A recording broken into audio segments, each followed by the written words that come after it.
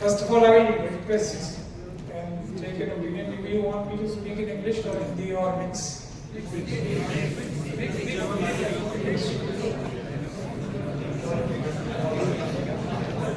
I will prefer that.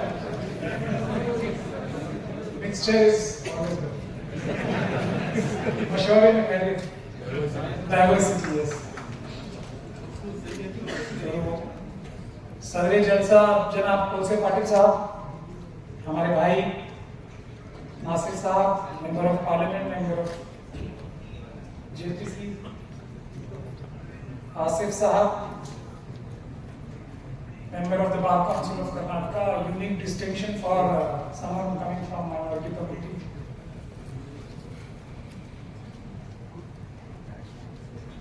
I.K. Bain Gavi Sahab, M.A. Shiravi Sahab, I hope ये मेरी गलती नहीं है, इसमें लिखा हुआ तो माफी चाहता हूँ, बहुत बहुत माफी, तो मुझे करेक्ट कर दीजिएगा, इसका नाम नहीं मिस करना उसका। M.A. शिवाजी साहब, अयूब चंदपुर साहब, बगाली साहब, S.K. मुल्ला साहब, M.M. मैसूरी साहब, M.A. पठान साहब, मसूद सिद्दीकी साहब, सलमा बगाली साहबा, M.A. बगाली साहब, इरफान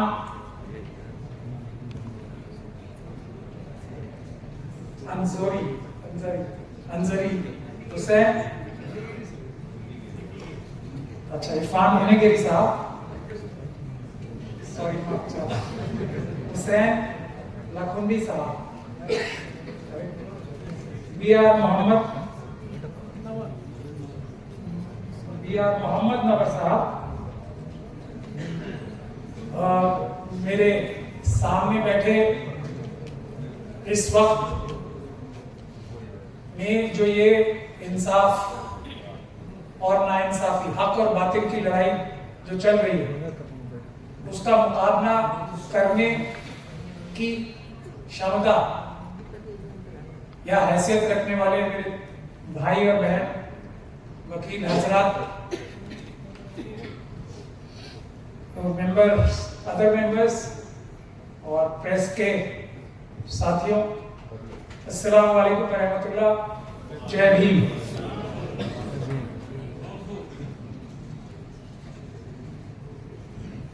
क्योंकि नासिर साहब को जाना है और आसिफ साहब ने एक बहुत बड़ी जिम्मेदारी मुझे सौंपी है और उसके लिए मैं बहुत बहुत शुक्रिया भी अदा करना चाहता हूँ। सिर्फ एक इंट्रोडक्शन दे दूं ताकि मैं जस्टिफाई कर सकूं, जो जिम्मेदारी खाली स्लेट को या कागज को भरने की दी गई। इस मुल्क में सबसे ज्यादा वक्फ की प्रॉपर्टीज बातिलों से आजाद कराने में मेरा नाम शुमार होता है।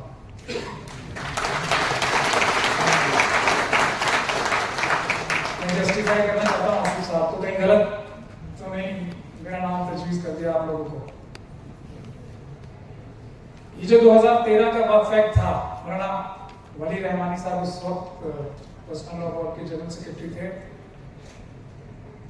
अहमद पटेल साहब जो उस वक्त गवर्नमेंट के सर्वे सर्वा थे, और जो मैं पहले कांग्रेस पार्टी में ही था, और कांग्रेस पार्टी के लिए जितने बाकी लोगों ने पसीना बहाया और मैंने खून बहाया था,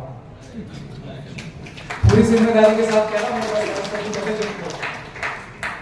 लेकिन वक्त में बता कर वक्त की खातिर दिल्ली में एक 50,000 करोड़ की करबला की जमीन थी जोर बाग, उस पे अहमद पटेल साहब अल्लाह उनको उनके गुनाहों की माफी अता फरमाए, उनकी नजर उस पे आ गई और ये जो शिया हजरात थे उनकी नजर मेरे ऊपर आ गई उसको बचाने की। तो वो हक और बातिल की लड़ाई में मैंने पार्टी से लात खा के बाहर जाना तो मंजूर किया। हर लालच जो मुझे दिया गया था, हर तकलीफ इंक्लूडिंग छोटी सी, मेरे पर डकैती का भी मुकदमा लगा है।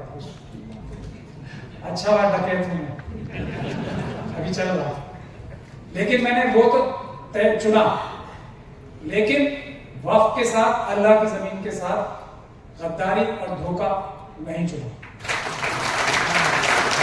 तो तो मैं शायद अब थोड़ा थोड़ा कैपेबल हूँ इस जिम्मेदारी को निभाने के लिए, मैं इसके ज्यादा और कुछ बोलूँ। खैर, मैं नासिर साहब को इसलिए गुजारिश की है, रुकने के लिए 10 मिनट में जाना है। कांग्रेस पार्टी और तमाम ऑपोजिशन की पार्टी, उसके बाद में अपने सब्जेक्ट पे एक चीज को सीख कर भी नहीं सीख पा रहे। अगर जो अक़लियत है ना, अक़लियत जो कि कॉन्स्टिट्यूशनल अक़लियत है, वो भी मैं आपको बता दूं कौन सा। जब वफ बाबा साहब डॉक्टर भीमराव अंबेडकर की क़यादत में जो हमारा संविधान बन रहा था, उस वक्त माइनॉरिटीज किसे किसे बोला करते, Muslim, schedule caste, schedule tribe, Sikh, Christian, बौद्ध, एंग्लो इंडियंस, पारसीज, ये माइनॉरिटीज हैं। और कांग्रेस पार्टी का जो हशर हुआ है और जो ऑपोजिशन पार्टीज कुछ बनी, मैं ज्यादा डिटेल में नहीं जा रहा हूं, और वो ऑपोजिशन पार्टीज जो कांग्रेस की स्पेस लेके बनी थी, वो बुनियादी तौर पे ये माइनॉरिटीज का एतबार या एतमाद खोने की वजह से दूसरी पार्टीज भी है, और अल्टीमेटली आरएसएस और बीजेपी, आरएसएस के 1 लाख से ज्यादा एनजीओ हैं, वो घात लगा के ये सब काम कर रहे थे। और कांग्रेस पार्टी जिसके ऊपर सबसे बड़ी जिम्मेदारी जाती है, क्योंकि वो, और खास तौर पे गांधी फैमिली के ऊपर, ये उनका भी एक तरीके से फेलियर ही है, वजह मैं नहीं जाना चाहता। जो नेग्लेक्ट किया गया इन माइनॉरिटीज को खास तौर पे, उसकी वजह से दूसरी पार्टीज आई और उसकी वजह से कांग्रेस पार्टी का वो हाल हुआ जो हुआ। आज भी जो इंडिया गठबंधन की जो स्थिति है आज, वो सिर्फ और सिर्फ इस वजह से है कि ये माइनॉरिटीज जो मैंने अभी बताई आपको, उन्होंने लाठी, गोली, डंडे खाकर और ईवीएम को भी, भारतीय जनता पार्टी को नहीं हराया, सिर्फ एनडीए को नहीं हराया, ईवीएम समेत एनडीए और भारतीय जनता पार्टी को हराया उन्होंने। ये कॉन्स्टिट्यूशनल माइनॉरिटीज है, और जिसमें मुझे कहने में कोई शर्म नहीं है, किसी भी पॉलिटिकल पार्टी का इतना बड़ा हिस्सा नहीं था। ये जनता ने, माइनॉरिटीज ने आरएसएस की सोच को हराया है। हाँ, रोल कुछ लीडर्स का है जिन्होंने सड़क पे मेहनत की, और उन लीडर का खास तौर पे है, मैं नाम नहीं लेना चाहता जानबूझ के, जिन्होंने अपने चारों तरफ जितने भी सलाहकार थे, आरएसएस के लोग हैं, उनकी सबकी बात नकार के संविधान हाथ खोल। लेकिन ये 10% काम है, जितनी हजारों किलोमीटर मेहनत और ये संविधान हाथ में लेना, ये 10% काम है। आरएसएस नाम के जो जल्लाद हैं, वो इसको खत्म करने के लिए दिन रात लगा रहे हैं। हिमाचल प्रदेश उसका सबसे बड़ा एग्जाम्पल। अगर, और इसीलिए मैंने आपको रोका, मेहरबानी करके आप कांग्रेस प्रेसिडेंट के सलाहकार भी हैं और उनके, वो आपकी बात सुनते हैं, ये बात बता दीजिए, गांधी फैमिली आरएसएस की हिट लिस्ट पे सबसे ऊपर है, पहली बात। और दूसरी बात, जो तरीका चल रहा है, हम लोग तो माइनॉरिटीज हैं, आग के दरिया को पार करना हमारी आदत में शुमार है, लेकिन कांग्रेस पार्टी कोई दिक्कत नहीं है, रोज पिटते हैं, रोज देते हैं, कोई दिक्कत ही नहीं है। लेकिन कांग्रेस पार्टी और इंडिया गठबंधन की और भारतीय जनता पार्टी और आरएसएस की मुखालिफ जितनी भी पार्टियां हैं, दिल से, ईमानदारी से, उनका वजूद तक मिटा देंगे ये। अगर अब भी सिर्फ वो गलतियां दोहराई जाएंगी जो पहले 1980 के बीच से दोहराई गई हैं, अगर वो गलतियां दोहराई जाएंगी जो दोहराई जा रही हैं, संविधान में जिम्मेदारी, ये जो सब सुप्रीम कोर्ट की जजमेंट्स हैं, कानून है, जो वक्फ अमेंडमेंट आए, इनकी कोई वैल्यू नहीं है सर। ये सब करेक्ट हो सकते हैं। 5 साल के लिए है कोई भी सरकार, इसका क्या मतलब है संविधान में? और ये बुनियादी बात समझने की जरूरत है, आप सबको तो नहीं समझाना, लेकिन क्योंकि ये आम लोग भी देखेंगे इसलिए मैं बता रहा हूं। किसी की कोई वैल्यू नहीं है संविधान के बेसिक स्ट्रक्चर के अलावा। सरकारें 5 साल के लिए क्यों होती हैं? गलती करो, गलत कानून बनाओ, अगली आएगी, हम लोग अच्छी सरकार बनाएंगे और इसको खत्म कर देंगे। सुप्रीम कोर्ट की जजमेंट, कितनी सुप्रीम कोर्ट की जजमेंट्स ओवररूल हुई हैं, और सुप्रीम कोर्ट के बारे में तो मैं जितना भी कम बोलूं उतना अच्छा है। मैं खुद वहां प्रैक्टिस करता हूं, तब भी मैं ये बात जिम्मेदारी से बोल रहा हूं, और इसीलिए बोल रहा हूं कि ये जरूरी है। सुप्रीम कोर्ट के 4 सिटिंग जजेस ने प्रेस कॉन्फ्रेंस करके बोला, और आपने और हमने वो जिम्मेदारी नहीं निभाई जो उन्होंने रिक्वेस्ट की थी हमसे कि हम पे दबाव है, हमें बचाओ। हम लोग बचाने नहीं गए, तो फिर उसका अंजाम आप लोग देख रहे हो, रोज देख रहे हो। अब रह क्या गया है हमारे जुडिशियल सिस्टम में और बाकी भी निजामों में, और इसमें आरएसएस सबसे एक्सपर्ट है। एक कहावत है ना, justice should not only be done, it should seem to have been done also. ठीक? लेकिन अब सुनिए असली बात, आजकल हो क्या रहा है हमारे गवर्नमेंट के लेवल पे भी, और दुख की बात यह है ऑपोजिशन के लेवल पे। Justice should only seem to be done or seem to be being done and it should not be done। ये हो रहा है आज, ये है दुख की बात। इंसाफ लगना चाहिए, हो रहा है, होना नहीं चाहिए।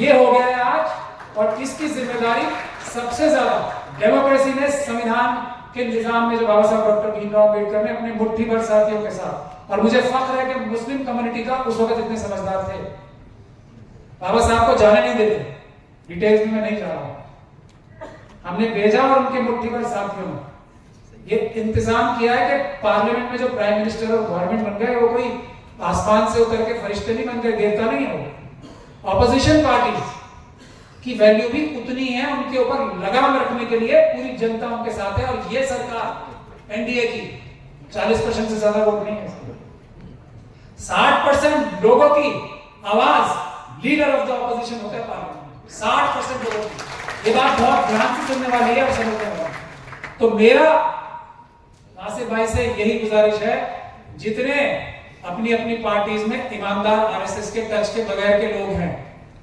उनको आप इकट्ठा कीजिए। आपकी सारी पार्टीज खतरे में हैं, उनको बचाइए, अपनी लीडरशिप को बचाइए। ये पैगाम है, आप सब लोग हाथ खड़े के बताइए अगर इससे आप इत्तेफाक रखते हैं। ये पैगाम है, अगर ऐसा नहीं हुआ तो वही होगा जो 400 पार फिर होगा ही होगा। माजरत चाहता हूँ, मुझे निकलना है और जल्दी भी निकलता हूँ, क्योंकि मैं जितना देर बोलूंगा उतना देर दिल पे नहीं आएंगे।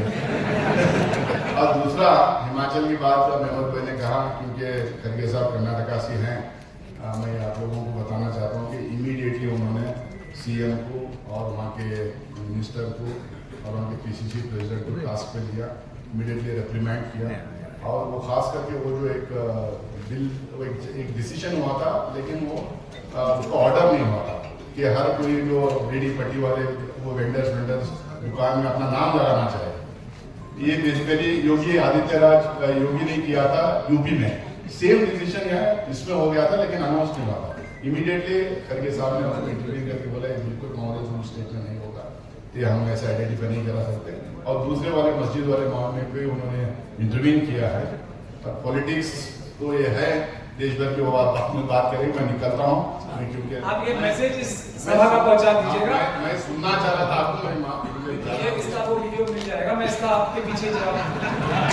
ये है जस्टिस नजर आना चाहिए होते हुए, ये हिमाचल का जो भी बताया होना नहीं चाहिए,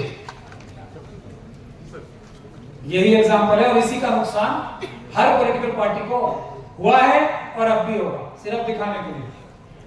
ये 46% पॉपुलेशन है माइनॉरिटीज की, जो मैंने आपको गिनवाए हैं अभी। कोई डर बहाना नहीं है, डर के पोलराइज हो जाएगा, ये हो जाएगा, हो जाए 46% है। 400 पार करने के लिए 46% काफी है इस तरफ से। तो ये सब दिल के अंदर की बात को छुपा के उसको जस्टिफाई करने का, यानी कि इंसाफ लगना चाहिए, होना नहीं चाहिए, उसका एग्जांपल है। और उसके सबसे बड़े मिसाल ये बैठे हैं, अभी नासिर साहब चले गए हैं, उन्होंने बोला कि हमें मुस्लिम कम्युनिटी में इंटेलेक्ट की कमी है। चलिए मेरे लिए तो बोल के गए, एक इनके लिए भी बोल के गए। इन दोनों से हमें कुछ चाहिए कांग्रेस पार्टी से? इन दोनों से ही नहीं पूछा गया इस किसी मुसीबत के बारे में, जो कि ईवीएम की लड़ाई में हम दोनों आगे लड़के लड़े थे, सीएनआरसी की लड़ाई सारी हम दोनों ने सबसे आगे रह के लड़ी। आरएसएस के खिलाफ अगर कोई जेन्युइन दिल से मुट्ठी भर लोग देश में है तो उनमें से ये हैं। आरएसएस का तोड़ ये है, इनसे सलाह की ये है। नुकसान किसे होगा? हमारा क्या है? मैं तो गलत कर रहा हूं, जिस रास्ते पे जा रहा हूं, पहले थोड़ी ज्यादा पैसे कमाता था, थोड़े पैसे कम कमा रहा हूं, अल्लाह का दिया हुआ बहुत है। ठीक, ये तो 43 साल की उम्र में चीफ जस्टिस बनने की लाइन में आ गए थे। 43 साल की उम्र में जो जज बनता है वो चीफ जस्टिस ऑफ इंडिया बनता है। उससे अगर कांग्रेस पार्टी बात नहीं करती तो फिर आप समझ लो क्या हो रहा है वहां पे। उससे इंडिया गठबंधन के लोग बात नहीं करते, जो आरएसएस को सबसे अच्छी तरीके से समझता है और उनका तोड़ भी जानता है, जिसके घर पे एनआईए की रेड होती है। मेरे बारे में तो बहुत लोग जानते हैं ना, इनके बारे में भी शायद आप लोग जानते होंगे, पूरे दुनिया और देश में उतने लोग नहीं जानते हैं कौन है उनसे।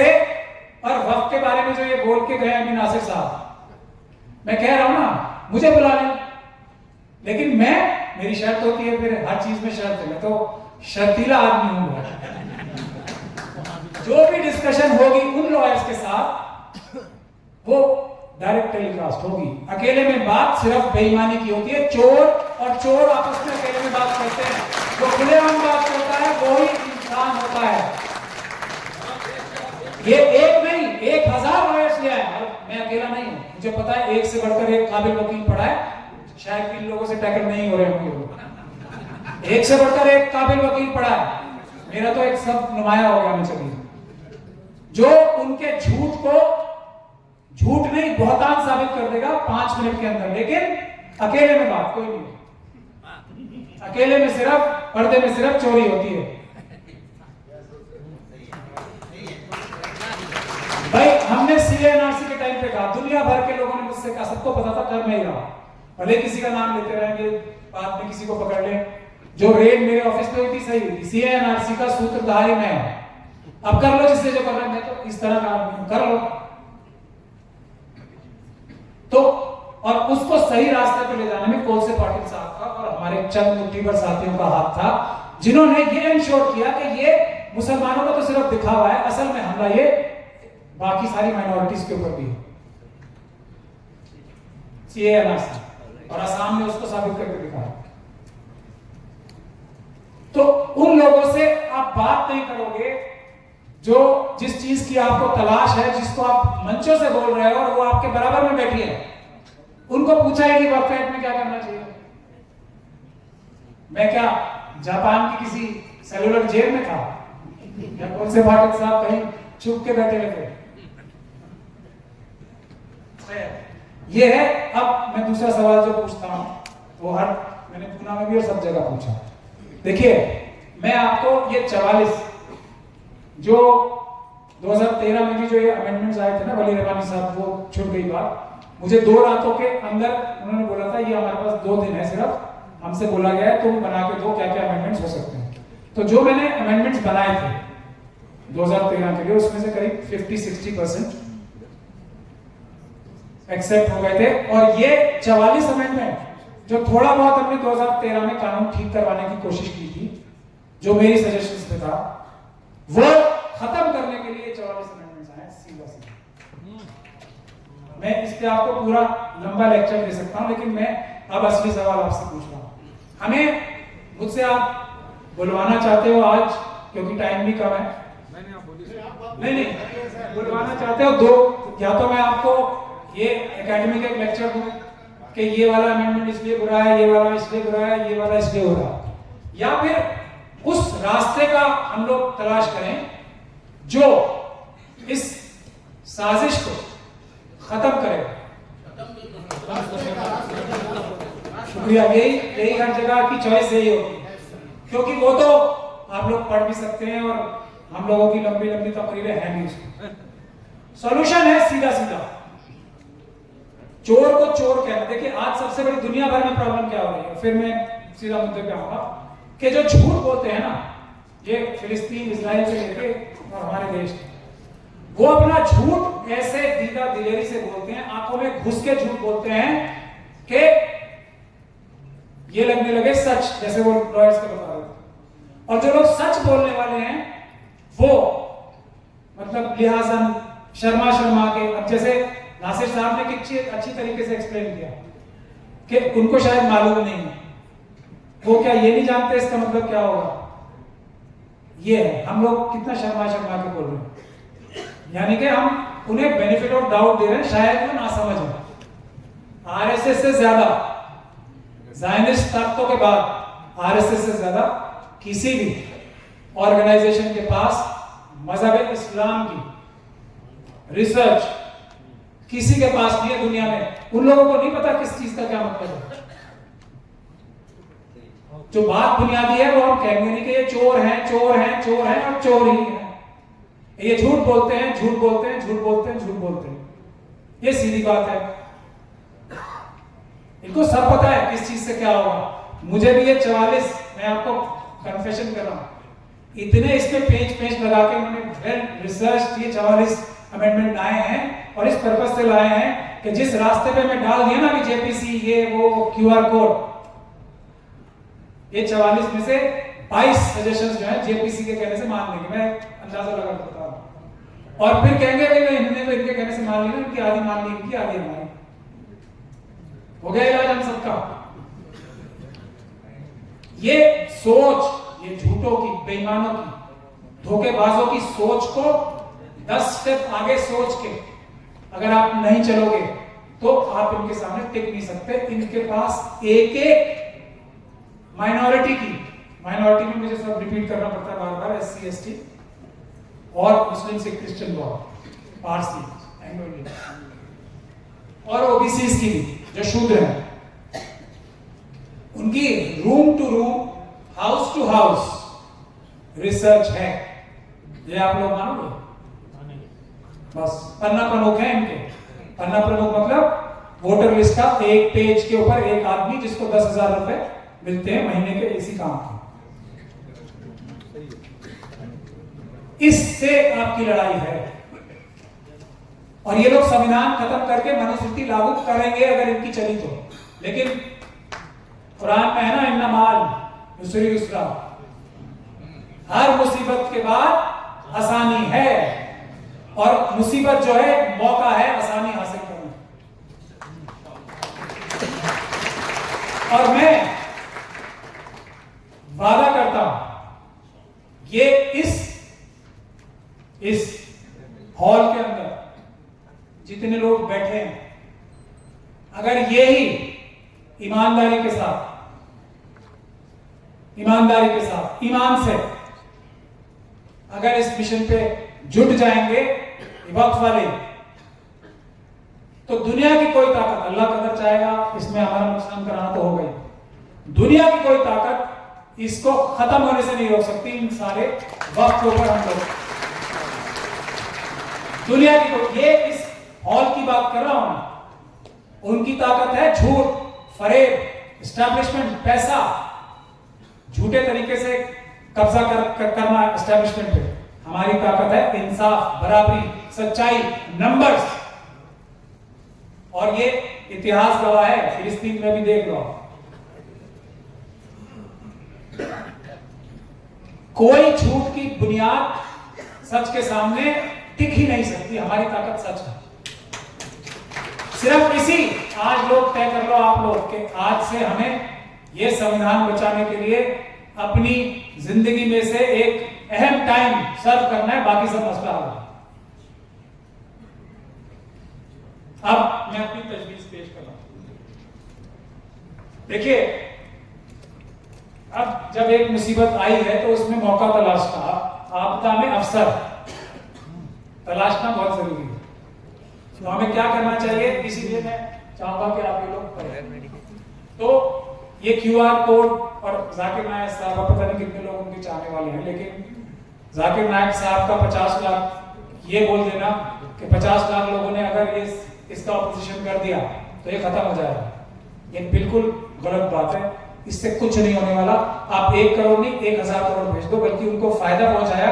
और नुकसान की बात ये है और भी ज्यादा, जैसे ही ये जो एमपी साहब हैं जो बहुत बड़े घोटाले में अंबानी साहब के साथ इन्वॉल्व रहते हैं, निशिकांत दुबे, मैं तो नाम लेके बात करता हूँ, वो बहुत बड़े घोटालेबाज हैं, खुद भी निशिकांत दुबे साहब, मेरे पास उनकी भी पूरी डिटेल है। तो उन्होंने चिट्ठी लिखी कि तो पाकिस्तान और विदेशी ताकतों ने वक्फ के अंदर कैंपेन चला रही है, विदेशों से चल रही है, और उसके फौरन बाद वो पाकिस्तान चले गए। अब आप डॉट्स ज्वाइन करो, और पाकिस्तान की एस्टैब्लिशमेंट उन्हें वेलकम कर रही है। हो गया इलाज हमारा सबका। अब तो बात यह है, ये फिर हमने ये सोचा कि इसका इलाज क्या। तो चलिए मैं आज थोड़ा सॉफ्ट वेजिटेरियन बातें करता हूँ। आज संडे है, वेजिटेरियन डे माना है, करूँ आज भी?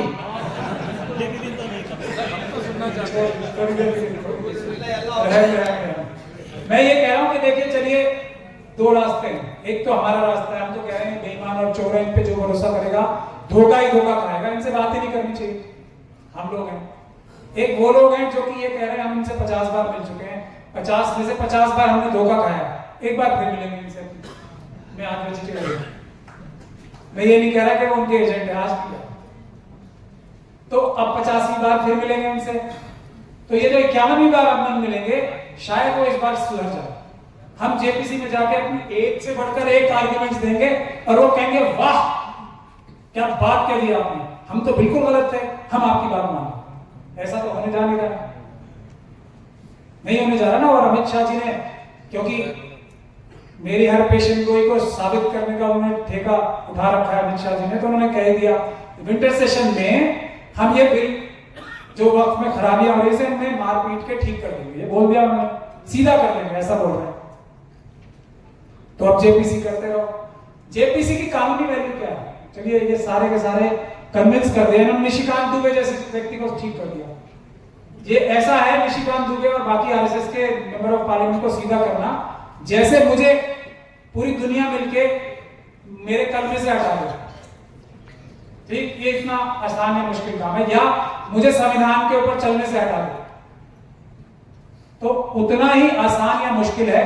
आप किसी भी आरएसएस वाले से जाके ये कह दो कि तुम भारत का संविधान खत्म करने से हट जाओ, वक्फ के खिलाफ काम करने से हट जाओ, ये सब काम आप बंद कर दो, तो हो ही नहीं सकता ना। चलिए अब एक काम इन सब लोगों का है, ये लोग उनको समझा के बुझा के क्यूआर कोड के जरिए से और अपनी तकरीरें दे दे के ये सुधार लेंगे, तो हो गया, फिर हमारी तो कोई जरूरत नहीं है, फिर तो बल्ले बल्ले।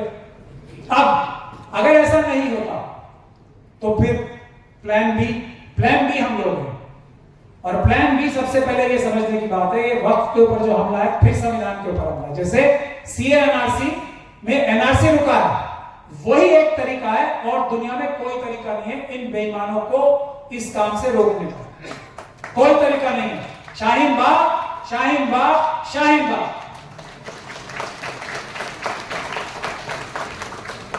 अब लेकिन चाहिए क्या हमें, क्या डिमांड होगी? वो डिमांड और इसका एक कॉम्प्रिहेंसिव प्लान मैंने तैयार करके आप सब लोगों के सामने पेश कर रहा हूं। लेकिन मेरा भी हुर्फ आखिर नहीं है, किसी भी लीडर को, आप बहुत सारे लोग पूछते हैं ना कि लीडर किसे चुना जाए, कौन लीडर होगा, कैसे होगा, उसका फॉर्मूला है सीधा सीधा, बहुत सीधा है, मुश्किल नहीं है कुछ भी। और वो हमारे सहाबा इकराम की सुन्नत से आता है, और हजरत अली की सुन्नत से आता है, रसूलुल्लाह की सुन्नत से आता है, और उमर रज़ी अल्लाह ताला अन्हु और हमारे जितने भी पहले 4 खलीफा हैं उनके कारनामे आप देख लीजिए, पढ़ लीजिए, सब सॉल्यूशन वहां से मिल जाता है। सवाल करो सबसे पहले, हजरत उमर से सवाल हो सकता है, तो किसी की औकात और मजाल नहीं है, हजरत उमर से बड़ा तो कोई नहीं है आज के दौर में। हजरत उमर से एक आम आदमी सवाल कर सकता है, नहीं कर सकता, ये तो मुझे बताने की जरूरत नहीं है। पकड़ लिया था ना खुतबे के दौरान, दामन पकड़ लिया, बताओ लंबी चादर कैसे, सबूत लाना पड़ा हजरत उमर को। सबूत।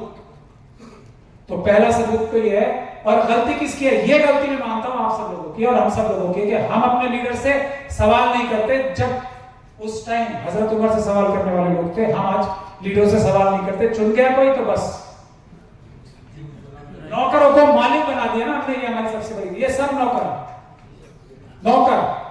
कहना, जब तक आप नौकर शुरू नहीं करोगे, ये लोग अपने आप को नौकर मानना शुरू नहीं करेंगे। कोई भी हो, चाहे प्रधानमंत्री हो, हमारे मेंबर ऑफ पार्लियामेंट साहब हो, चीफ मिनिस्टर साहब हो, ये सब नौकर है। दूसरा,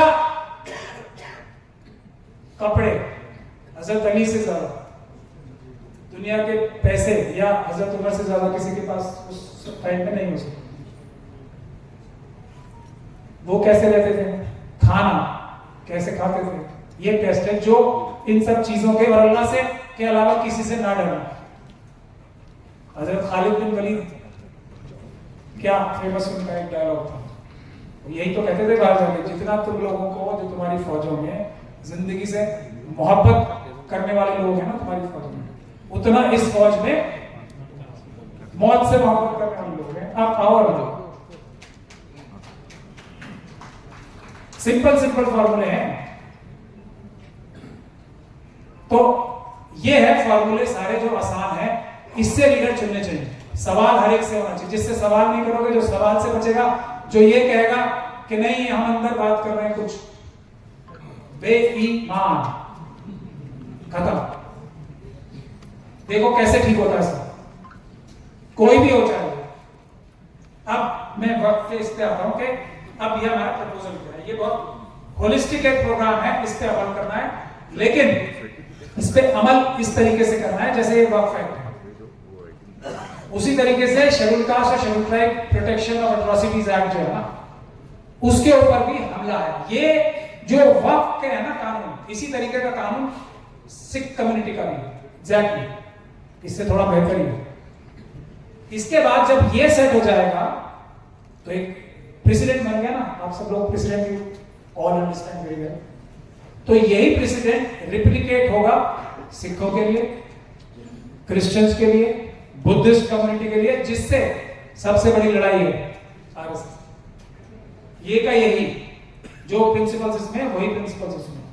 तो उन लोगों से भी हमारी बातचीत चल रही है, उनको समझाना बहुत जरूरी है और वो लोग समझ रहे हैं। जैसे सीएनआरसी के टाइम में हम सब साथ थे, उसमें कोलसे पाटिल साहब की भी मदद लेंगे हम लोग। ये समझ के हमें, अगर सिर्फ मुस्लिम कम्युनिटी ने इस पे एजिटेशन किया, फिर ट्रैप में फंसना। सबको समझा के, जितने भी इदारे हैं ना, जितने भी एंडाउमेंट्स हैं, उनके सबके साथ ये हो सकता है। सरकार जिसको चाहेगी बनाएगी। इवन जो सनातन धर्म के मंदिर है ना, उस पे सुब्रमण्यम स्वामी जी भी बड़ी लड़ाई कर रहे हैं कि भाई मंदिरों को आजाद करो। तो ये सरकार का काम है हर जगह से पैसे लूट मार करने का, ये एक और धंधा है। आखिरी बात करके मैं इस पे आ जाऊंगा कि ये, और वैसे इसी में से मैं बता दूं, तो पहला जो मैं आप फर्स्ट पेज दिखा रहा हूं, ये सेलिएंट फीचर्स हैं। हमें चाहिए कि एजिटेशन करके हम एससी, एसटी, ओबीसी और दूसरे माइनॉरिटीज के साथ मिलके उनके भी इश्यूज लेंगे। 5 इश्यूज पे पूरा एजिटेशन होगा, जिसमें हमारा वक्फ शामिल रहेगा। वक्फ में हमारा प्रपोजल ये है, कोई भी वक्फ का एक्ट बनेगा, आज तक का मेरा ऐसा मानना है, 1913 से लेकर आज तक कोई भी वक्फ का कानून इतना मजबूत और पुख्ता नहीं बना।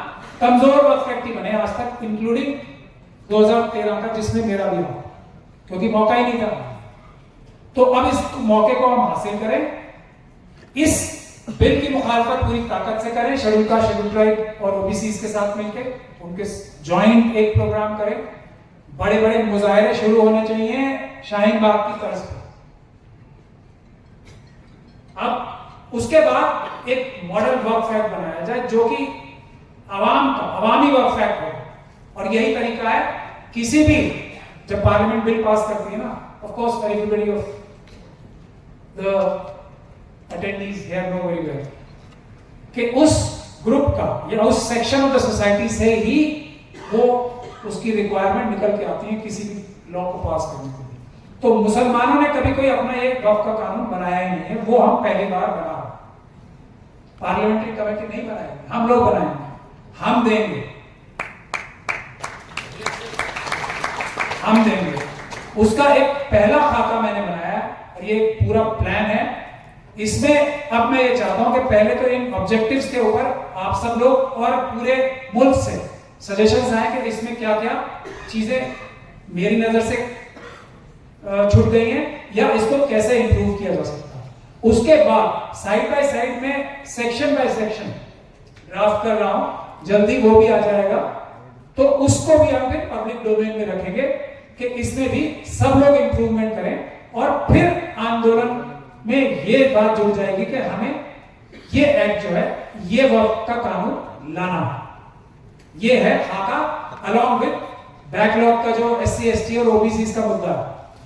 बैकलॉग का मुद्दा इतना जबरदस्त है उनकी नौकरियों का कि मतलब उनके साथ जितना अन्याय हो रहा है वो शायद मुसलमानों के साथ नहीं हो। तो वो सब लोग भी हमारे साथ मिलकर हम सारे मजलूम, सारे पीड़ित और प्रताड़ित लोग जो मनुवाद की मानसिकता के शिकार हैं, उनको एक साथ होकर लड़ना पड़ेगा। मैं ये तजवीज करता हूं कि उसकी क़यादत या लीडरशिप हम कोलसे पाटिल साहब को देना चाहते हैं, अगर इस हाउस की इजाजत हो तो। बहुत बहुत शुक्रिया। किसी की डिसएग्रीमेंट है तो वो बता दें, किसी की नहीं है ना? बहुत बहुत शुक्रिया। तो पहली चीज तो ये हो गई है। अब कोलसे पाटिल साहब के ऊपर बड़ी, अब कोलसे पाटिल साहब की भी इजाजत ले लें, क्या आप तैयार हैं?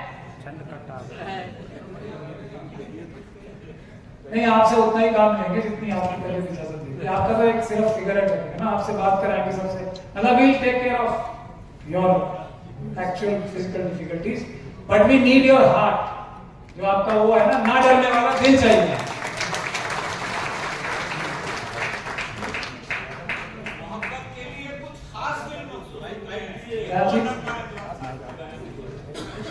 ये पाटिल साहब ने सही कह दिया, मैंने भी देखना, मुझे भी नजर नहीं आया।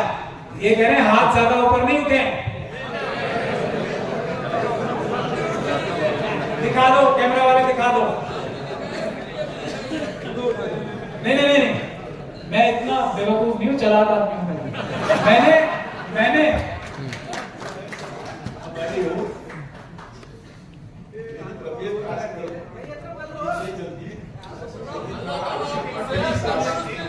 सेकुलरिज्म के बचाने के लिए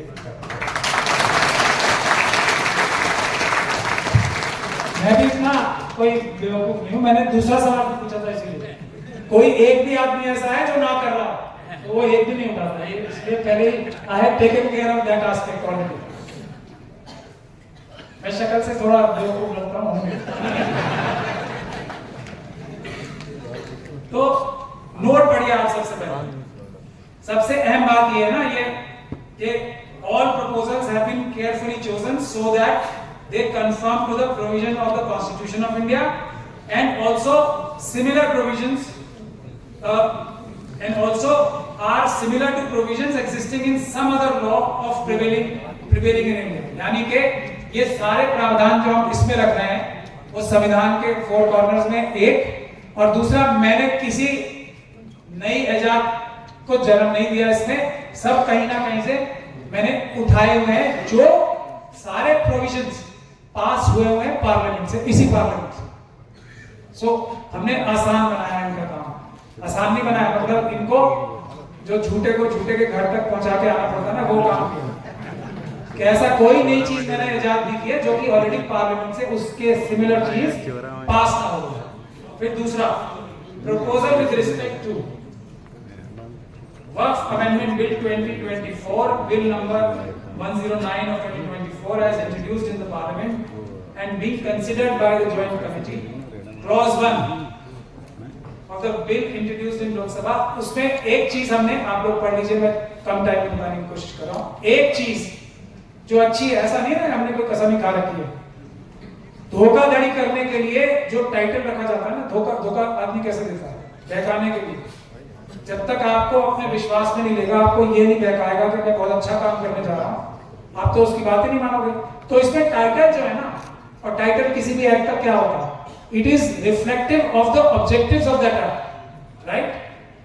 तो ऑब्जेक्टिव जो है ना इसका टाइटल में जो छुपा हुआ वो हमें कबूल है, बाकी 44 के 44 जो इसके प्रावधान है वो ना कबूल है, क्योंकि उनसे बेहतर प्रोविजन इस ऑब्जेक्टिव को पूरा करने के लिए जो कि इसके टाइटल में छुपा हुआ है ऑलरेडी मौजूद है एग्जिस्टिंग कानून में। सही बात है ना, एकदम सटीक बात, झूठे को झूठे के घर पहुंचाने की। और हम आर्गुमेंट के लिए कह ही सकते हैं कि चलिए हम आप पे भी विश्वास कर रहे हैं, आपकी चीज जो अच्छी थी ले लिया। तो ये टाइटल क्या है इसका? Unified work management empowerment efficiency and development, ये हमें कबूल है। ठीक, कितना अच्छा है। अब उसके बाद जो इसके ऑब्जेक्टिव और सेलिएंट फीचर्स क्या होंगे? पहले जो बुनियादी वंस अबव ऑलवेज अबव है, क्यों? बुनियादी बात ये क्यों है? क्योंकि मेरी प्रॉपर्टी, मैं वो रेस खेलते हैं ना, कोई जुआ खेलता है, कोई रेस खेलता है, कोई क्रिकेट की एकेडमी बनवाता है, कोई और कुछ काम कराता है, अपनी प्रॉपर्टी का मैं कुछ भी करूं, भारत का संविधान इजाजत देता है। पहले भी था, कोई शराब खाना भी खुलवा सकता था अपने पैसे से, कोई रोक टोक थोड़ी की थी। ठीक, जो भी उस वक्त का कानून अलाउ करे उसको अच्छा बुरा कोई भी काम में मैं अपने पैसे लगा सकता हूं। तो ये वंस अबव ऑलवेज अबव क्यों? किसी के लिए भी ना, आपकी जो प्रॉपर्टी है वो आपकी तो होगी, किसी और की थोड़ी हो जाएगी, करेक्ट? इसलिए वंस अबव ऑलवेज अबव का कॉन्सेप्ट है, कोई भी उसमें इलॉजिकल बात नहीं है, कोई अजीब सी लगने वाली बात नहीं है। मेरी प्रॉपर्टी है, मैं ये कहता हूं कि मैं अपनी अय्याशी छोड़ के अपने बच्चों का और अपने परिवार वालों का हक एक तरीके से, या उनकी इजाजत लेके या उनकी बगैर इजाजत के, जो मेरी अपनी खालिस ईमानदारी की कमाई है, वो मैं अपने से जुदा करके किसी इस काम पे लगा रहा हूं जो कि इस्लामिक रूप से पायस है, चैरिटेबल है या रिलीजियस फंक्शन है। किसी को क्या तकलीफ है उससे? नहीं होनी चाहिए ना, इसीलिए वंस अबव ऑलवेज अबव। तो ये कॉन्सेप्ट हम इसी में आएगा, ये प्रीएम्बल में, इस एक्ट के जो हम कहेंगे कि भारत देश जो है उसमें वसाइल की कमी है, रिसोर्सेज की कमी है, राइट? सरकार कहती है ना हम ये वो प्राइवेटाइज कर दो, हमसे ये नहीं हो रहा, वो नहीं हो रहा, और पैसे नहीं है, हम कहां से पैसे लाएं, ये टैक्स, वो टैक्स, टोल टैक्स, फलाना टैक्स। तो एक 15% पॉपुलेशन ऐसी है, ठीक है, एनजीओ भी बनाए जाते हैं ना, एनजीओ की परमिशन क्यों आई? 15% पॉपुलेशन एक ऐसी है जो कि सरकार का बर्डन, इन 15% जो लोग हैं इनकी जिम्मेदारी भी तो सरकार के ऊपर है ना, उनकी वेलफेयर के लिए। ये कम्युनिटी ऐसी है जो ये कहती है कि हम अपनी फलाह बहबूद और अपनी जो रिलीजियस फंक्शंस हैं उसके लिए हम सरकार के ऊपर से बर्डन कम करना चाहते हैं। हम अपने आप करेंगे तो सरकार को और समाज को हमें बिग थैंक यू बोलना चाहिए, इस तरह के माला डाल के, या ये हमारे हमें को गालियां देनी चाहिए। ये बात प्रीएम्बल में लिखी जाएगी ताकि लोगों को क्लैरिटी रहे। ये हमारा पहला प्रपोजल है, ऑब्जेक्टिव ये है कि इतनी बड़ी पॉपुलेशन को टैक्स एक्सचेकर का बर्डन कम करके हम हेल्प कर रहे हैं। तो सरकार will, parliament will thank us, show gratitude to Muslim community कि आप इतना बड़ा काम देश के लिए कर रहे हैं। दूसरा जो मैंने आपको बताया, वक्त की डेफिनेशन में थोड़ा हम अमेंडमेंट कर रहे हैं। सेकंड, एक तो ये भी जरूरी होती है ना बात, अपनी प्योर प्रॉपर्टी मैं अपने आप से अलग कर रहा हूं। अब मैं ये कैसे बताया ना आपको, क्रिकेट एकेडमी के लिए भी कर सकता हूं, उसके लिए भी ट्रस्ट बना सकता हूं, ये कॉमन लॉ। मगर मैं चाहे किसी भी कम्युनिटी से आता हूं, मुझे, चलिए मैं इसको मैंने आगे भी वैसे एक्सप्लेन कर रखा है, यहां भी कर दूं, मैं नॉन मुस्लिम कम्युनिटी से आता हूं, मुझे इस्लामिक थियोलॉजी में या इस्लामिक सोच में या मुस्लिम लोगों में कुछ अच्छा ही लगे कि भाई मैं जो अपनी प्रॉपर्टी है मैं इस काम के लिए मुस्लिम कम्युनिटी के हाथ में देना चाहता हूं। तो इसीलिए वक्फ कोई नॉन मुस्लिम भी किसी रिलीजियस चैरिटेबल पर्पस के लिए कर सकता है, क्योंकि वो विश्वास करता है कि मुस्लिम कम्युनिटी जो है वो बेहतर तरीके से उसके जाने के बाद या उसकी प्रॉपर्टी का अच्छे तरीके से उसकी मंशा के हिसाब से काम कर पाए। तो इसमें भी कोई लॉजिकली परेशानी नहीं है, होनी भी नहीं चाहिए, और इसका कोई आर्गुमेंट भी नहीं मिल सकता काउंटर, ठीक है। इसीलिए नॉन मुस्लिम्स को भी अलाउड है। अब उसके बाद हमने इसमें टेंजिबल और नॉन टेंजिबल का भी प्रोविजन रखा है, क्योंकि आजकल आपको पता है intellectual property rights, copyrights, patent, इसकी भी एक बहुत जबरदस्त वैल्यू होती है। ये भी तो कोई वक्फ कर सकता है जो नॉन इंटेंजिबल प्रॉपर्टीज है। तो वक्फ की डेफिनेशन में हमने प्रॉपर्टीज की परमानेंट एलिनेशन और tangible as well as intangible properties भी रखी है। ये हमने इंप्रूवमेंट किया है। फिर वक्फ तीसरा वाला वही है, वक्फ once a Waqf always a वक्फ है। तो इसीलिए गिफ्ट सेल किसी भी तरह की गैर कानूनी है। ये थर्ड पॉइंट जो है। और इसके आगे जो हमने ऐड किया है, जो बहुत जरूरी है, जो ये सरकार इन 44 प्रोविजंस में ये कर रही है, जितनी सजा थी इसमें जुर्म करने की, उसको और कम कर रही है, नॉन कॉग्निजेबल ऑफेंस बना रही है। तो उसमें हमने ये तजवीज रखी है कि कोई भी सरकारी अधिकारी, वक्फ का मुतवल्ली, वक्फ का मेंबर, वक्फ का कर्मचारी या कोई प्राइवेट इंडिविजुअल जो ये परमानेंट एलिनेशन का, सेल डीड बनाने का, कुछ भी गिफ्ट डीड बनाने का काम करता है, उसको कोशिश करने पे, ये काम करने पे 10 साल से लेकर उम्र कैद की सजा होगी। इस पे आप लोग हाथ उठाएंगे। अब मैं ये देखूंगा, ये हमारा प्रोविजन इसलिए था, और इसके साथ साथ ये अटेम्प्ट करने के लिए भी 2.5% ऑफ दैट प्रॉपर्टी, जिसको वो खुद करना चाहता था या बेचना चाहता था, वो भी उसको अपनी जाती प्रॉपर्टी में से देनी पड़ेगी। जो एक सबसे बड़ी प्रॉब्लम है ना हमारे अंदर, जो वक्त में सबसे बड़ी प्रॉब्लम हुई है, जो निगहबान, जो चौकीदार थे, वही चोर है। हमें गए तक ये होते लास्ट पे देओगे हर लेवल पे डिस्टर्ब करो। टेस्ट आप लोग सब ध्यान से सुनिए। मेरा ये टेस्ट है, हमारे बुजुर्ग अपना हक छोड़कर जो हमारे लिए छोड़ गए और जो छोड़ते जा रहे हैं आज के लोग भी, वो इतना है, किसी भी स्टेट में वक्फ बोर्ड ठीक से काम कर रहा है या नहीं कर रहा, उसका पैमाना एक है कि उस प्रदेश में एक भी मुस्लिम गरीब परिवार अगर करोड़पति नहीं है तो वो स्टेट का वक्फ बोर्ड काम ईमानदारी और ठीक से नहीं कर रहा। ये टेस्ट है, और ये बात मैं पूरी रिसर्च करके ईमानदारी के साथ बोल रहा हूं। इतनी जायदादें हमारे बुजुर्ग अपना पर्सनल कमाया हुआ हम लोगों के लिए, आगे आने वाले वक्त के लिए छोड़ गए। तो ये उसको रोकने के लिए, देखिए सबकी, अब जब मैं ऐसा कह रहा हूं कि जो लोग सिर्फ लालची देखना चाहते हैं ना, उनके लिए भी अच्छा है। जब पूरी कम्युनिटी में वो आ जाएगा ना, लिक्विडिटी बढ़ जाएगी पूरी कम्युनिटी, तो सबका लिविंग स्टैंडर्ड, सबकी इनकम बढ़ जाएगी बिना चोरी किए।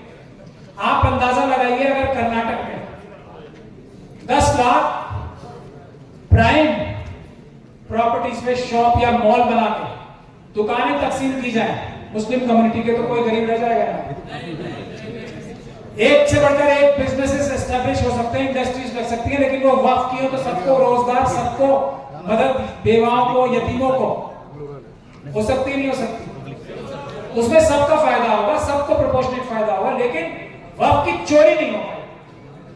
उसका इंतजाम करने के लिए हमने ये 10 से उम्र कैद तक की सजा का प्रावधान है। तीसरा, चौथा, कोई भी नॉन मुस्लिम किसी भी तरीके से किसी वक्त के अफेयर में अपना कोई दखल अंदाजी नहीं कर सकता।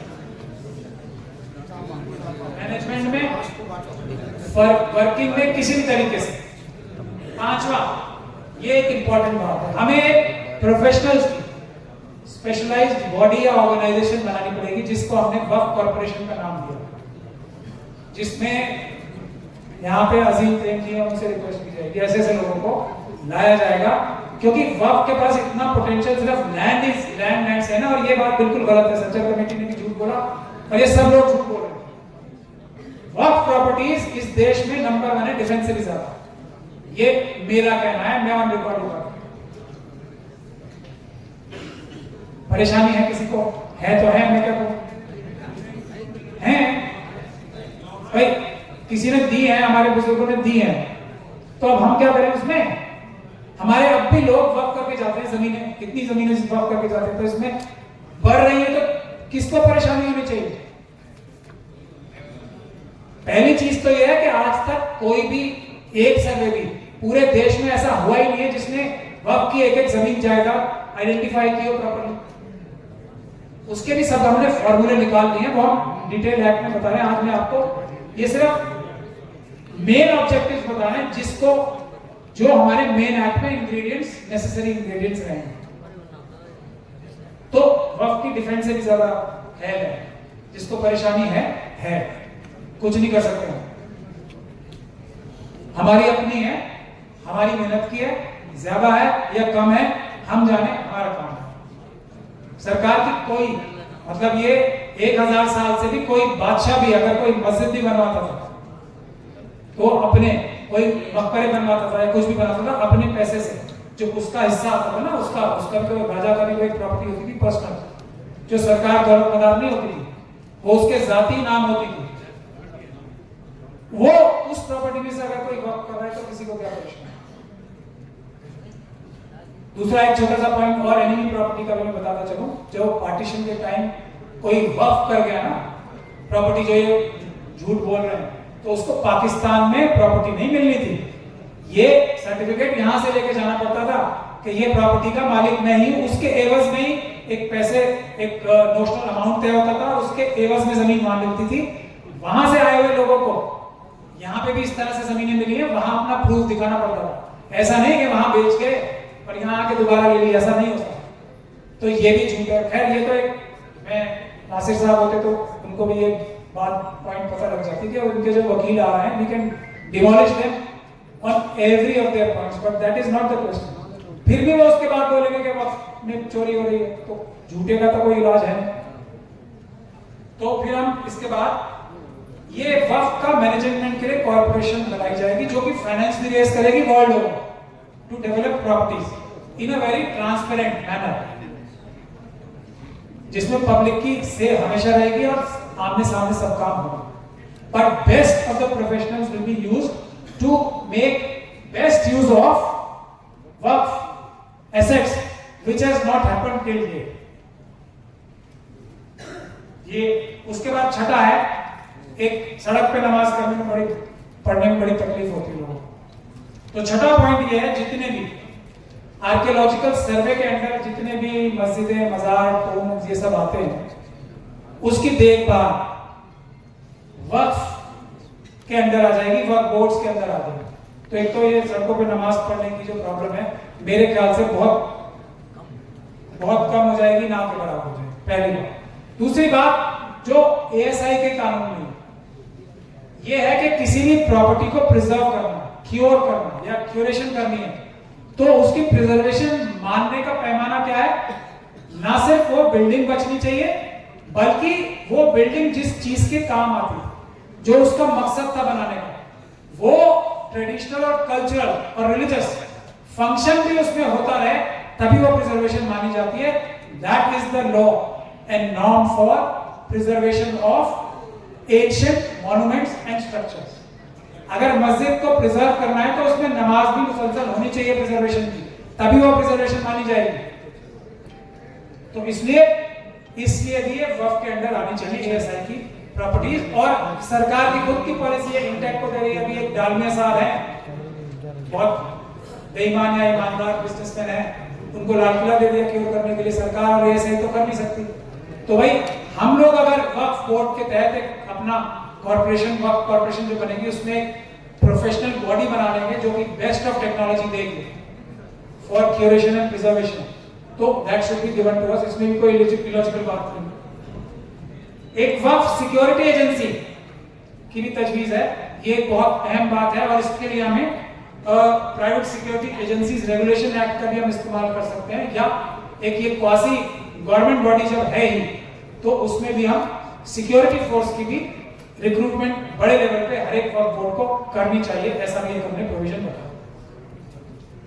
अब फेस्टिवल्स और जो दूसरे ऑस्पिशियस ओकेजन्स हैं हमारे, चेलों में है, ताज़िए निकलते हैं,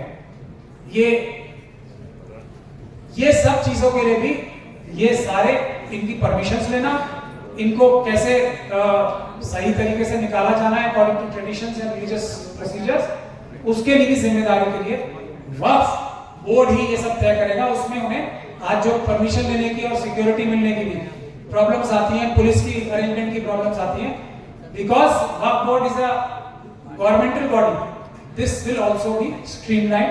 तो इसलिए हमें ये सारी भी चीजें जो है वक्फ बोर्ड के अंदर ही आनी चाहिए।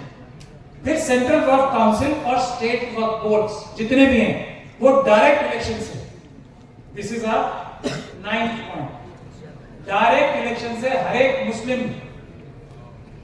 वोटर जो 18 साल से ऊपर का है वो इसमें वोट देगा। और इसमें एक चीज इसमें नहीं लिखी है, इसमें जिसकी जितनी संख्या भारी उतनी उसकी हिस्सेदारी का प्रोविजन भी रखा जा रहा है। तो ये जो हम पे पासमानदा का और दूसरी तरीके से हमले हो रहे हैं वो भी उसमें खत्म हो जाएंगे। हम खुद ही जो बात शर के तौर पे की जाती है उस शर को यहाँ जड़ से खत्म कर रहे हैं, क्योंकि हमारे यहाँ तो सब बराबर है, हमारे यहाँ इसमें कोई इख्तिलाफ है ही नहीं। तो हर कम्युनिटी में से जो सो कॉल्ड कम्युनिटीज बनाने की कोशिश की जा रही है, अच्छे बुरे लोग होते हैं तो अच्छे लोग जीत के आएंगे in proportion to their percentage in the Muslim population. ये वक्फ बोर्ड के सारे मेंबर्स इलेक्ट होंगे डायरेक्ट इलेक्शन से, जो मुस्लिम कम्युनिटी देगी, with the right to recall. अब ये हमारे देश में बहुत समस्या है ना, 5 साल के लिए एकदम बंधुआ मजदूर बन जाते हैं, तो वो भी कुछ उसका प्रोसीजर निकाल के हम किसी भी मेंबर को राइट टू रिकॉल भी हमारे पास एक्सरसाइज होगा कि हम उसे 1 साल बाद या 6 महीने बाद भी निकाल के बाहर कर सकते हैं। ये प्रोविजन भी उसमें रखा जाएगा।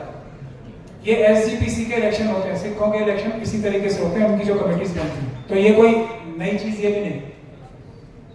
एक वक्फ की जुडिशियल कमीशन, एक हमारे इंट्रा वक्फ जो डिस्प्यूट्स होते हैं ना, मेंबर्स के बीच में ही हो गए, कभी सीईओ के, गवर्नमेंट ऑफिशियल्स के और मेंबर्स के बीच में हो गए, चेयरमैन के बीच में हो गए।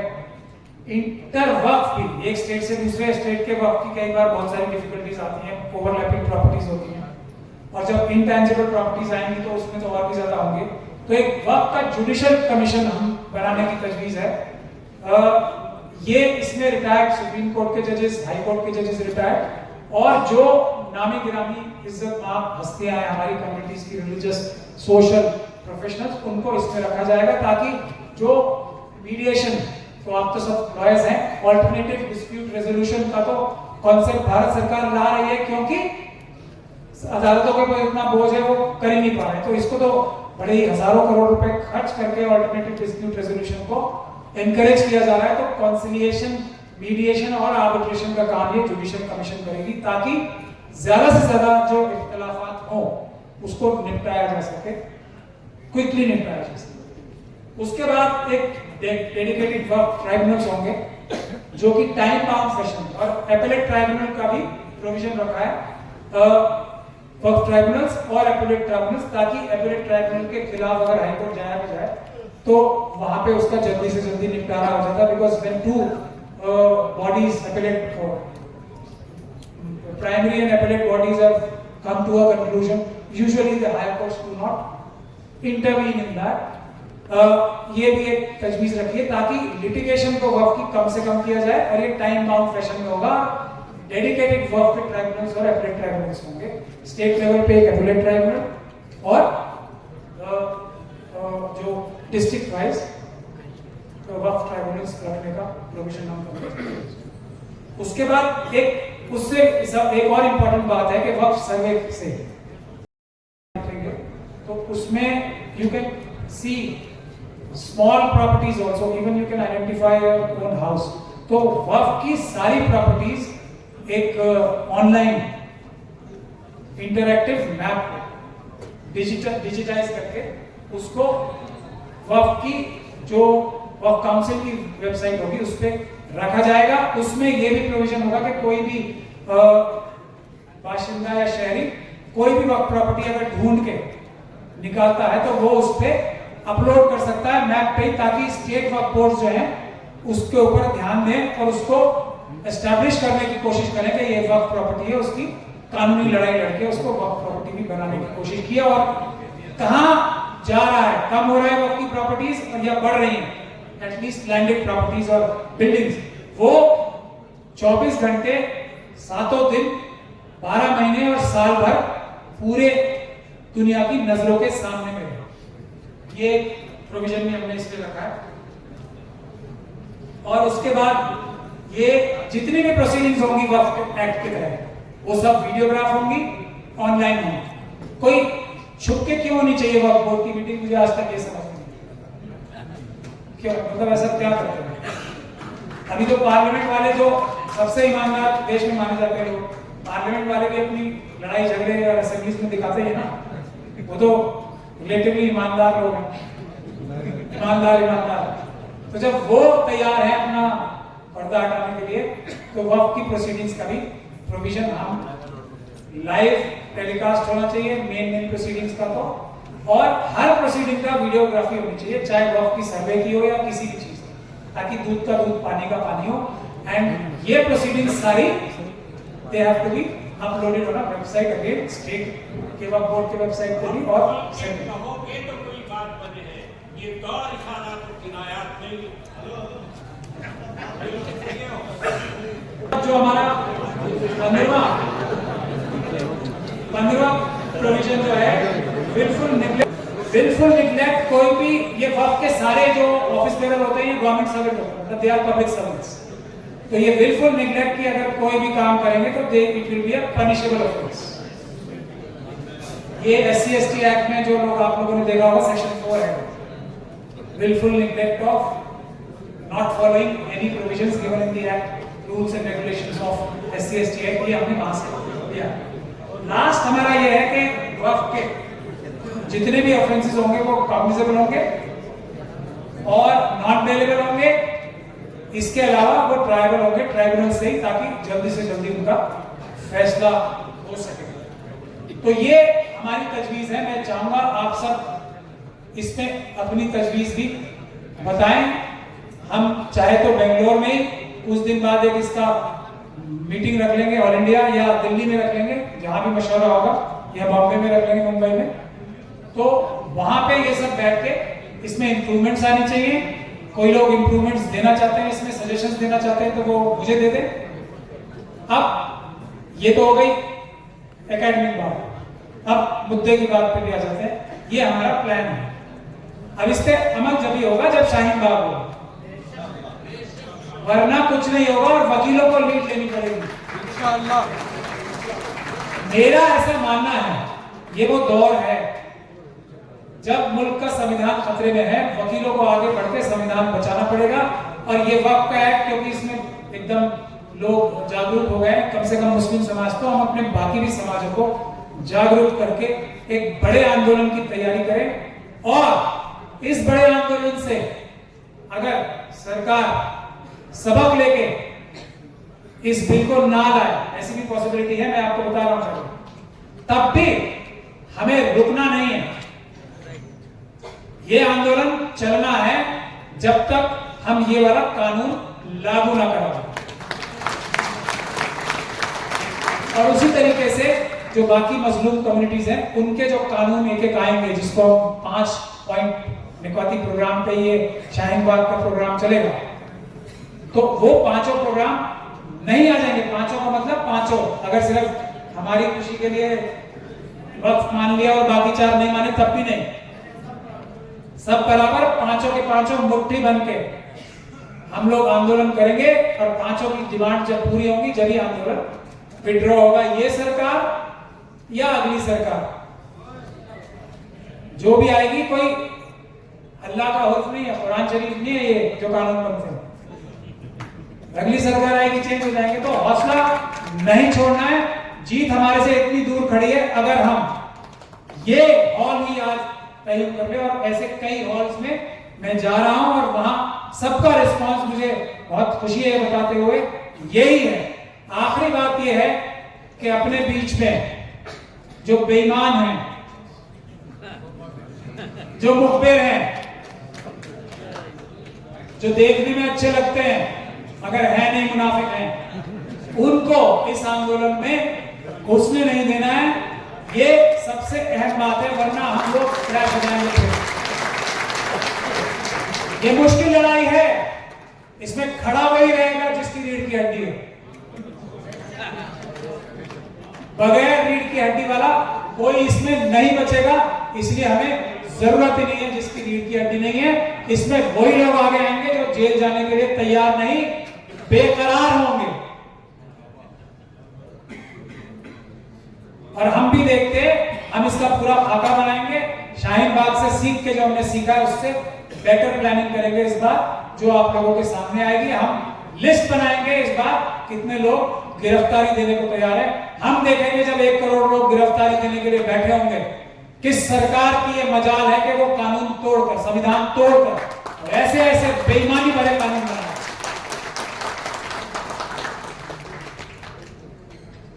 और उनके लिए सेफ राज्य, ये काम शुरू करने के लिए सबसे सुरक्षित राज्य जो है वो साउथ के हैं। तो आप लोग के ऊपर जिम्मेदारी, आप वकील भी हैं और साउथ इंडिया के वकील हैं, तो जिम्मेदारी आपके ऊपर सबसे ज्यादा आ जाएगी, सबसे ज्यादा है।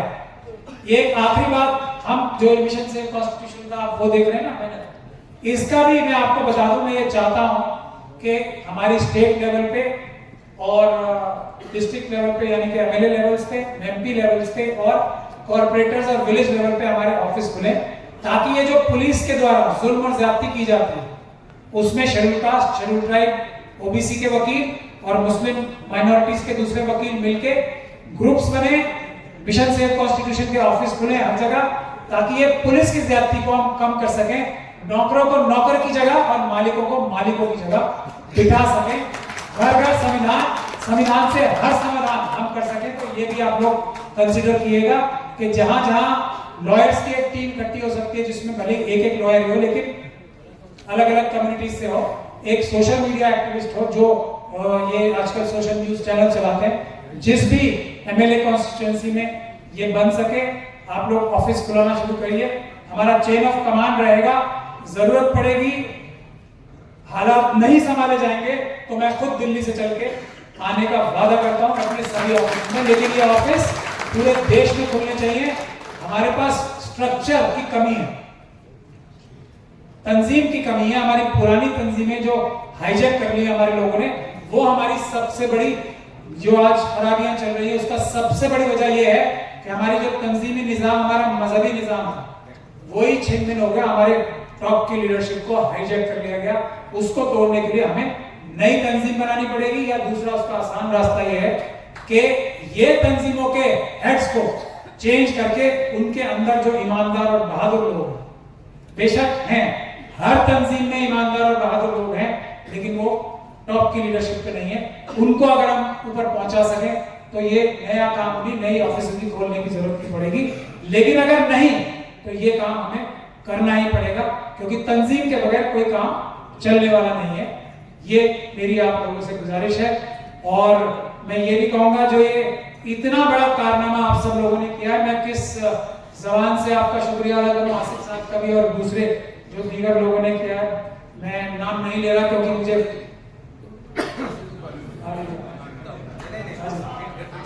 ये तो जनता की आवाज पे आ रहा है। आसिफ साहब, सर आप लोग, आसिफ साहब तो बैठे हैं सबके सामने, लेकिन ये कोई आ जाइए, एक मिनट।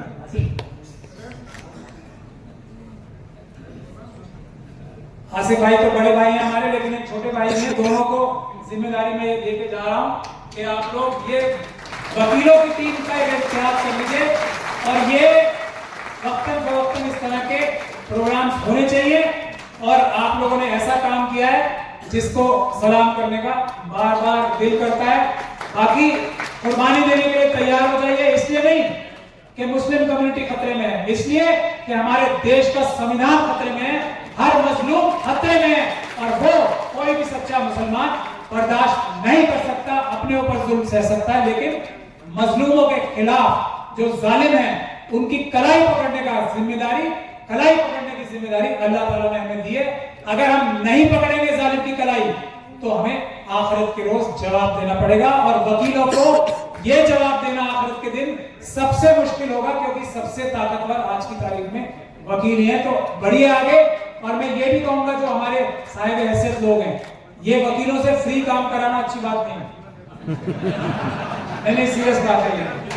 देखिए ये ढाल बन के खड़े होंगे तो इनको एक मुनासिब, ताकि आराम से अपनी काम कर सके, उसके लिए एक मुनासिब इनको रिन्यूमरेशन देने की भी एक वो भी एक कोई सिस्टम निकालना बहुत जरूरी है, क्योंकि अभी सब मजलूमों के, बिजनेसमैन के खतरे में, सिर्फ मुसलमानों के नहीं है, सबके, सब लोग खतरे में हैं। तो उनको भी चाहिए कि एक फाइनेंशियल निजाम भी बनाया जाए, ताकि ये लोग जो रिस्क लेंगे, वकील लोग भी आगे जाके उनकी फाइनेंशियल जो जरूरतें हैं उनको भी अच्छे से पूरा किया जाए। सिर्फ ये नहीं कि बहुत कम मिकदार में दे दी जाए, हैंडसम अमाउंट भी वकीलों को इतना रिस्क लेने के लिए मिलना चाहिए।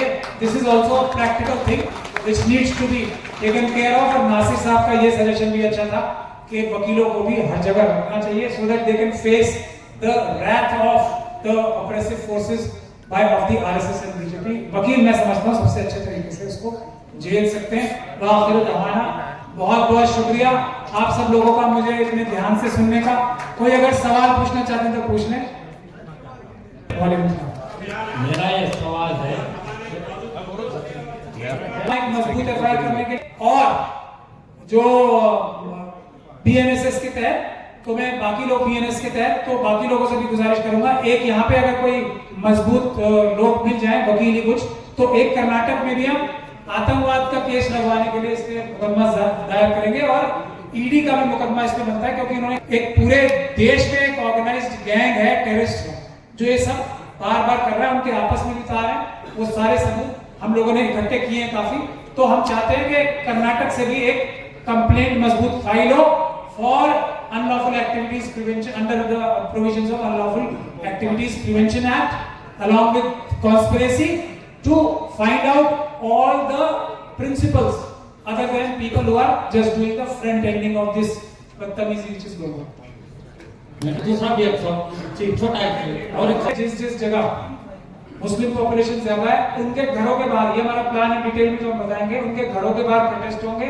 हम देखते हैं वो पार्लियामेंट में कैसे जाके नहीं बोलते। जब तक 272 नंबर नहीं मिलेंगे, आप समझ लीजिए इस बात को साफ साफ, तब तक बात करने से और आवाज उठाने से कुछ होना नहीं है, ये सब लफाजी है। 272 हम इकट्ठे कर सकते हैं अपने ये कॉन्स्टिट्यूएंसीज देख के, सारी माइनॉरिटीज को मिलाकर। अगर हमारे पास 272 एमपीज हो गए तो ये वक्त कानून गिर जाए पार्लियामेंट के घरों के बाहर। दूसरा जो आपका सवाल है, और दिल्ली में भी बड़ा प्रोटेस्ट होगा, दूसरा जो आपका सवाल है उसके लिए मैं ये कहूंगा, कानून जमात जो होगी, बात जमात होगी, और उसके बाद खाने के लिए बंदोबस्त किया गया है। सेकंड सेशन उसके बाद 3 बजे चालू होगा।